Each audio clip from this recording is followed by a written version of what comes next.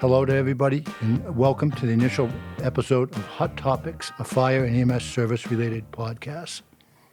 The primary scope of the Hot Topics podcast is to share fire and EMS experience from both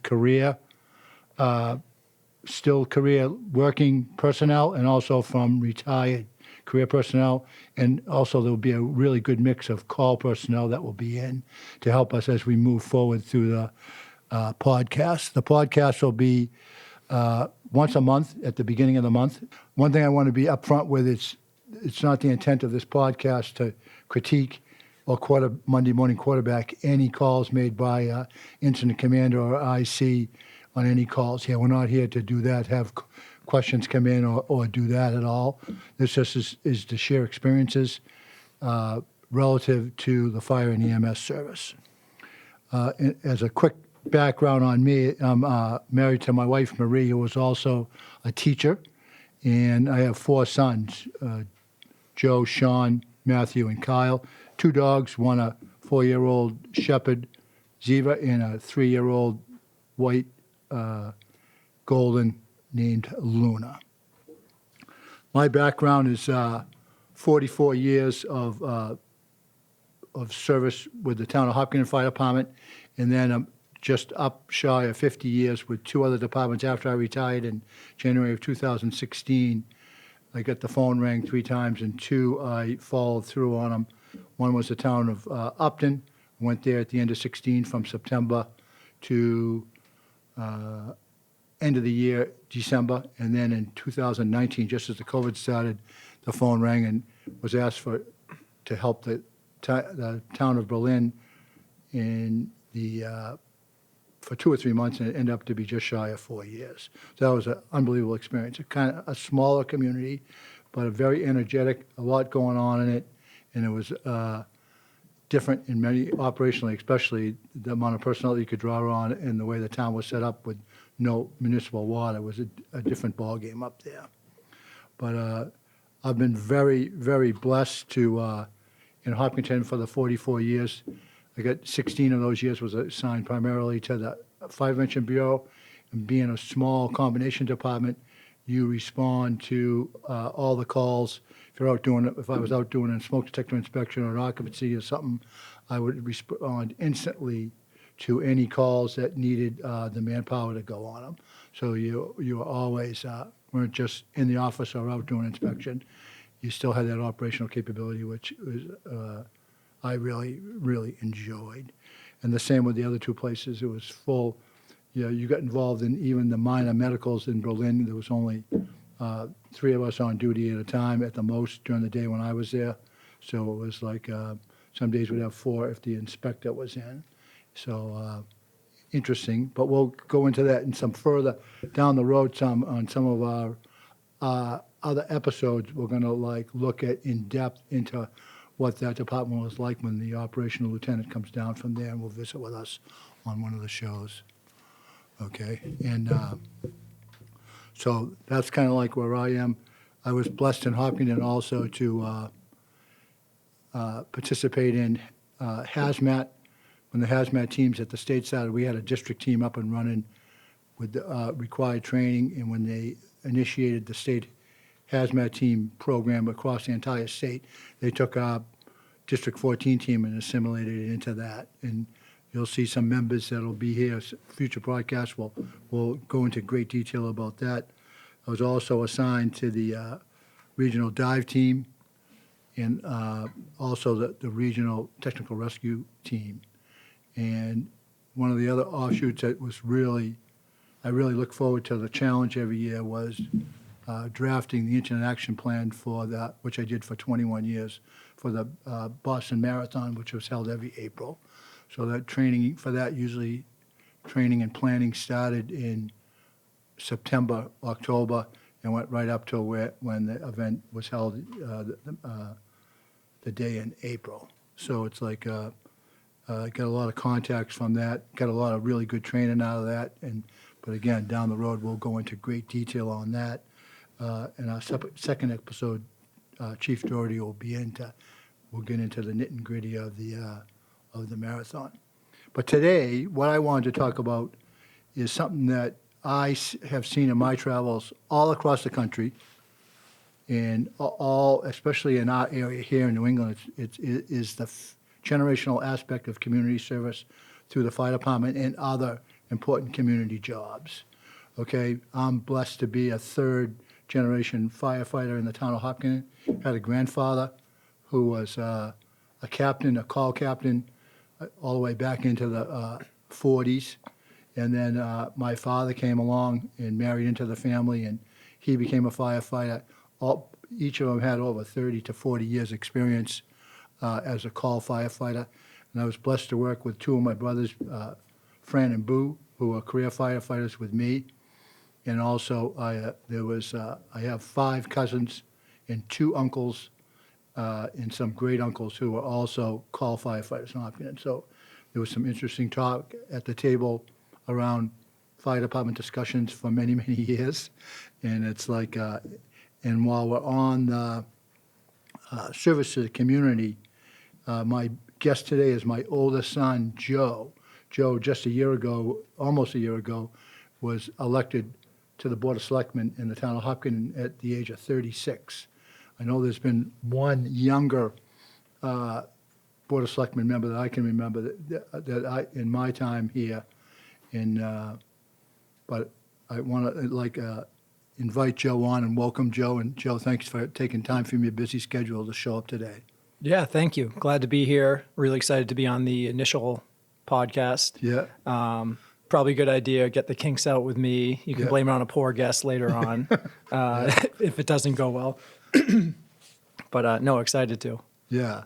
And even Joe, when he was off to college down in New York at Pace, he came back one time, and one of the things that sticks in my mind is we had a call for a sledding accident at the state park at the dam. For all the people who know that, at the Hopkins State Park. It was geographically in Ashland, but there's a dual response to that. And we went in there after a 2-foot snowstorm, and we had a call for an injury. And we went in there, and Joe said, "Dad, can I go with you?" I said, "Yep." And he turned to his mom and said, "I'm going with Dad, saving some lives." But we went down there, and it was as far from the paved road as you could get where the accident happened. We could see the people probably 200 plus yards up at the base of the dam on the north side. And I turned to Joe and I said to the medics, I said, "Give me your heaviest bag." I said, "Joe, I need a straight line from the parking lot here right to those people there." And Joe broke trail for us that morning or afternoon, whatever it was, early afternoon. Joe broke trail right straight over, carrying the heaviest bag. I think he ran the whole way and got us efficiently to that spot. And that's something that it made me smile when I saw him do that. And I said, "Look, let's go follow him. He's got the trail breaker." So it's like, that's like, but Joe, like I had said, recently ran for being a 4th generation in Hopkinton doing this to the community service, ran for the Board of Selectmen.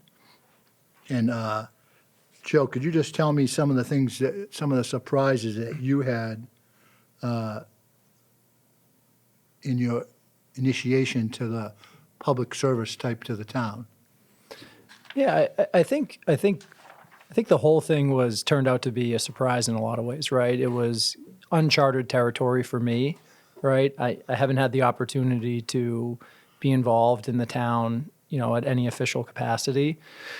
And then, of course, getting into something like this, a lot of people consider it, politics. I'm not one of those people. I'm here to speak on this because I truly believed it's, community service, public service. And that's the reason I got involved. I saw some things in town over the last year or two that, there was kind of a lack of leadership from our previous select board.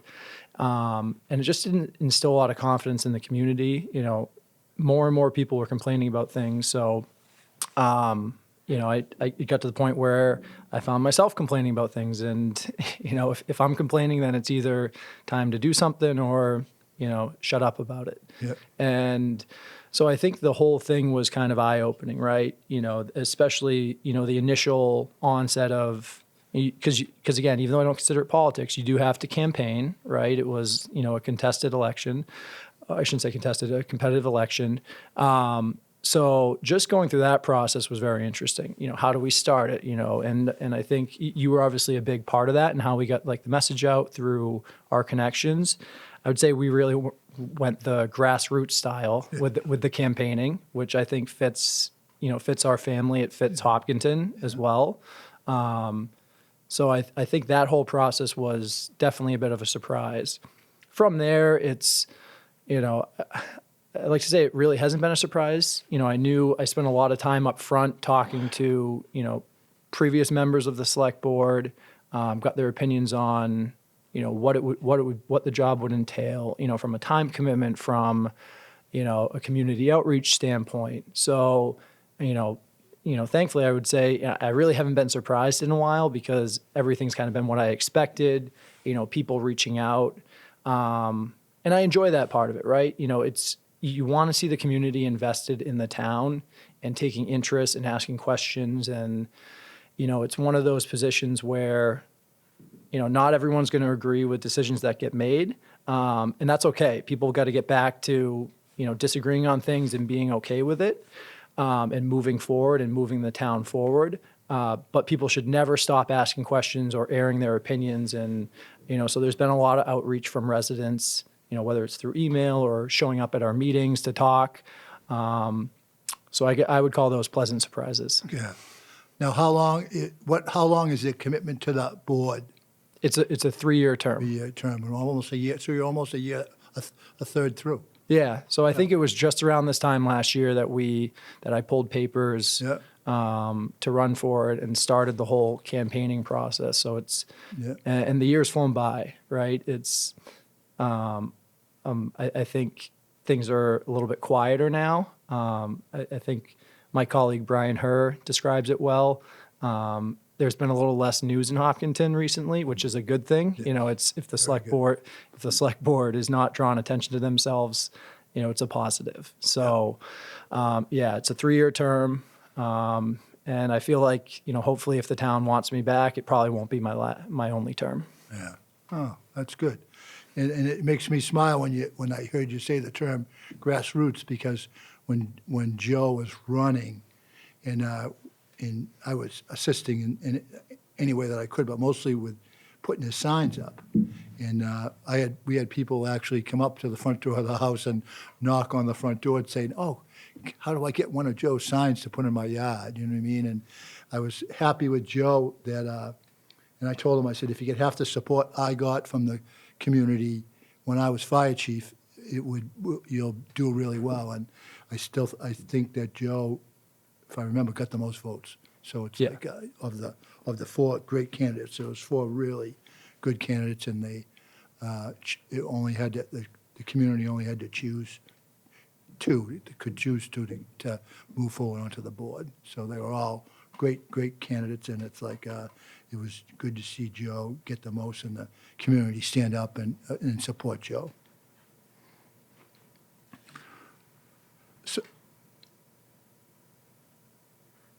So how is your running for the Board of Selectmen, how has that affected your interaction with people? I think that you always had a strong interaction with people, a positive interaction with people. I know you run on your sales team, you do that, but it's like, has that been a positive part of your participation on the Board of Selectmen?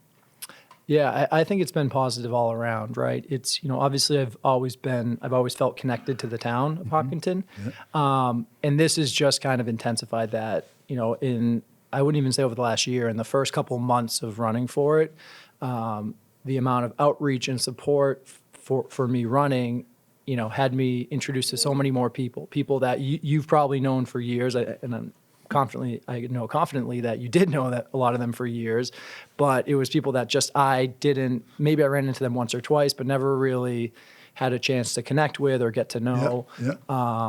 So that's been the most enjoyable aspect of it, is just that, deeper connection to the town, knowing, more people, because there are a lot of people in this town that care about Hopkinton, which, as long as we have that, Hopkinton we'll keep moving forward and keep growing. And it's just been great to be a part of that even more. And then I think, like, as you alluded to, for me, like this is kind of, again, it's public service, community service for me.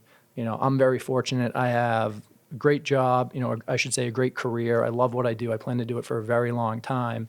But I do think this has also, provided me insights into, my own development in my professional career, right?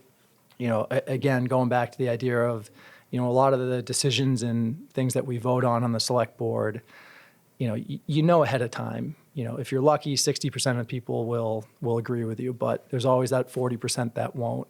And I think that's, someone in my career, trying to grow as a leader, you have to get used to making decisions that are in the best interest of, the common good, or in this case, the town. Because, frankly, in my line of work, I haven't had to be put in that position too often. So it's been a great, addition to my professional development to be able to do those things and do them in a, public manner where everything I say and am thinking about, is in front of people and it's on TV and it's recorded. So it's been good. Yeah. And another thing I thought of while Joe was talking, when we talked about helping him with signs, was, and it made me smile, my heart glow a little bit, was a tenant of a building on Grove Street approached us to have signs. He talked to his landlord, and the landlord had two properties, and one was on Main Street. And the one on Main Street, and I shared this with Joe, it was important to me, is it was where his great-great-grandmother came after the Great War in Europe in 1918 or 1919. They moved here with my grandmother, one of 9 siblings, and they moved into the house behind the Muffin House on Main Street now. And they lived there for years. That's where we watched all the Horribles parades from the front yard there. We were in a bunch of them as kids. And but when the landlord said, "Oh, the chief needs to put up some signs," have him put them up on my property, not an issue. And one of them was a family. It's out of the family now, the property, but for many, many years they raised, and it was great discussions there with my great uncles, and listening to them over the years. Again, some of them were call firefighters and had also Second World War veterans, and my grandmother's brothers. So it was like, that made me smile when I said, "Oh, the 2 perfect places in town. That one's the best one, and that was my favorite place of putting up a sign." Yep. I don't think you can get better real estate for a sign than that. No. Now, looking back over the many years that I know that one of the rules we had at our house, that the only time I couldn't leave to go on a fire call was during a birthday. You know what I mean? That was a rule was set early when Joe was really young, and followed through with all the boys. But it's like, what are some of your memories of the fire department experience that you were with me from a young age? You and especially Sean, you and I and Sean would go to the station almost every weekend. Yeah, I just felt like I was always in the firehouse, right? Yeah. For whatever reasons, if it was stopping by for a few minutes. And it was always just kind of a part of our lives, right? And as you alluded to, often you'd get called away for, medical or something, and you'd have to leave. And, it never felt like you were gone. I can tell you that from that standpoint, as far as I can remember. It's just kind of, hey, Dad was out, helping people, right? Yeah. It was that simple. And so there was, nothing there. I think at the time, I remember, for those years we had Fran living 3 houses up. Yeah. For certain calls, you'd see, especially if it was at night, look out the window, see, your truck go out, you'd see Fran's truck, right behind you pulling out the driveway, a couple houses up. So you knew something was going on. But I think it was like a positive thing to grow up around that environment and to have a family that, supported the town and the people of this town. So I've always, envied that dedication to helping others. Yep. And that's what one of the things that drove me to talk about it on the first day here of the podcast was there's so many families and so many communities across the country where it's multi-generational where they do this. And I thought it was a good way to kind of like break the ice. The other thing that I want to talk about is how the fire department has changed over the years a little bit. So when we first started and when they were young, it was it was a combination department, mostly with call people. When I went on the shift, when I first started in 1978 as a firefighter, EMT, I was on the shift by myself. And at night at 2 o'clock in the morning, when you had a medical, you had to wait for someone to come in from off duty or a call person before you could respond out of the station. And that's an important part that formed that foundation for what I had to build off of. And when we talk about the multi-generational, there's another thing I think of when we were young. We grew up only 2 doors from the firehouse to the east.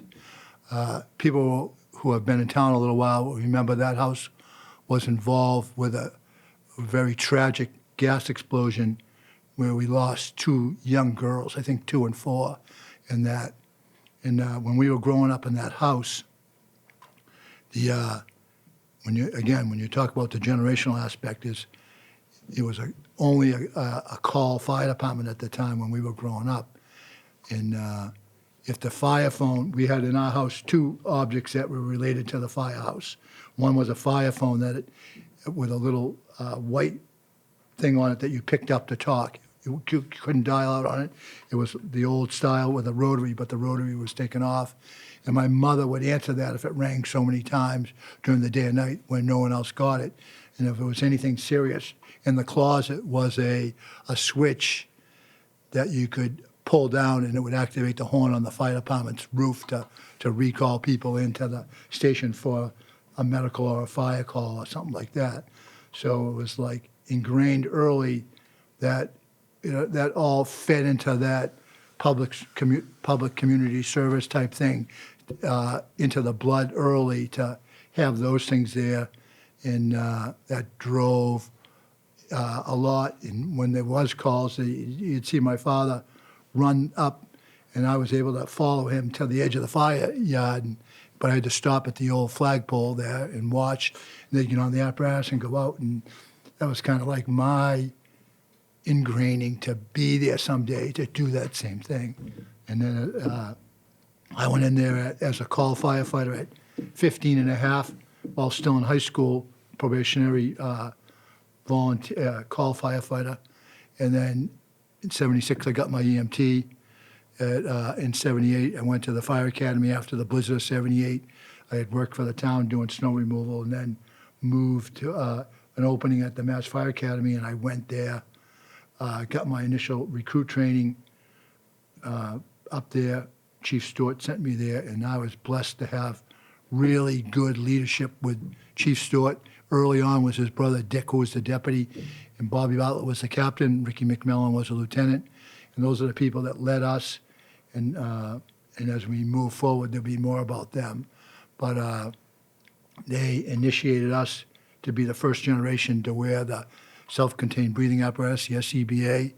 And before that, I can remember my father and even some of the guys, it would be sucking smoke in the building. You could hear them hacking away, and we'd have the packs on and be young, but be able to make sure they were okay, then go by them and work at a scene because we had that protection on. And it's like, it was critical to grasp that technology. And we'll give that those changes. Very different times.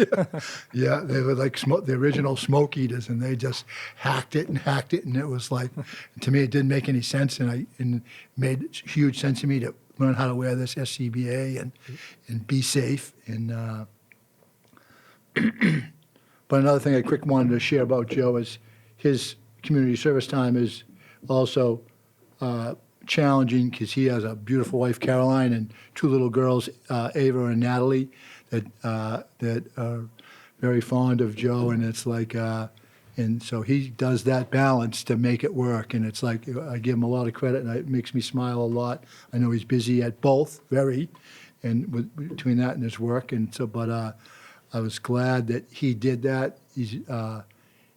I get a lot of positive feedback from the community on Joe's work, and it's funny, even 3 people come up to me after his first town meeting and said, I shut my eyes in the seat, I could hear you talking, and it's Joe. So it's like, it sounded just like I did when I used to have to go up there when I was chief to do my things for capital and budgets and things like that at the annual town meeting, which is something I always look forward to because I got such great support from the community. Yeah. Yeah. No, it's been great. It's certainly juggling act at times, but it was the Understatement. It was the right time to get involved, and I enjoy it. It's again for me, the community service. It's a fraction of what you guys in the fire department and all the first responders do for this town. For your careers. So I'm just trying to give back in a little ways, but. From your standpoint, again, I know community service has always been important to you. What have been some of your favorite things around community service that you've got to do over the years that stand out? Good question, Joe. I think some of the ones that hit home the most is the public ed I did for many years. 5 Mention Week, we invited kindergarten when they were at the center school down on Ash Street, and they walked to the firehouse. Each of the classes, we took 2 or 3 at a time, and we did a safety talk. We talked about using 911 and how to react to smoke detectors and how to crawl into smoke. And then we did a tour of the building. And we did it so early that my first Golden was there when I was on duty. And we did it early and would ask only thing we asked was, when you go back, just draw us a picture of what you thought about. So we had a Golden that would walk through the whole building. His name was Brandy. Would walk through the whole building while we did the tour, the kitchen, the apparatus floor, after we did a safety talk. And I bet you 3/4 of them had a picture of a yellow dog when they wrote that, and we saved them for years. We finally got rid of them when I retired, but we saved them, and they had a picture of the firehouse with a yellow dog on the floor. So that was really good, and just being able to interact with the community as a father of 4 boys. They played a lot of sports. I think they all played football, basketball, lacrosse when they got older in high school, so it was fun to watch then. But I think another community connection I had that made my job easier in getting support from the community is coached over 50 youth sports teams with the boys. We added up one time, and sometimes I was blessed to have 2 baseball teams in one season, with a little age difference in the boys. But tried the lacrosse, never played it, but tried it. Basketball and football, it was very nice. I met a ton of good people in the community that I still know to this day doing that. So it's like, again, to me, it goes on that community service list because you're connected and you help out when you can and take those teams when the kids need a coach and help out in whatever capacity you need. Yeah, no, that's definitely the fun thing. And as you know, I'm just getting into that this spring. Yeah. I'll have the kindergarten girls little laxers. Yeah. So all the kindergartners. I think we start off in late March or something, or maybe early April. But so I'm excited to get involved in that a little bit. Yep. No, we had a good talk today. Thank you for coming in, Joe, with your busy schedule. And I want to thank everyone for when they get to see this. It's my first one. I feel like I'm a little mechanical up here. I got to get into the flow of things a little bit. And one thing I'd like to do is the people who hear this, I've established an email with HCAM. It's hot topics at hcam.tv. And if you have questions about what we talked about or any fire and EMS related questions in the community here or just general questions, feel free to send them to that email address. It's hot topics at hcam.tv. And I'll answer them at the end of each of my shows moving forward. As we have questions, I'll answer them as a closing part of the episode. So I'd like to thank everybody. I want to thank Joe for taking time for your schedule, showing up here. I'd like to thank the HCAM personnel, Jim Cousins, who's the producer of this show, Joe's younger brother, Matt, is the assistant producer. He works here. And also Mikey Terosian, who was a call man in Hopkinton for many, many years, and in the production side of the show here today. But thank you very much.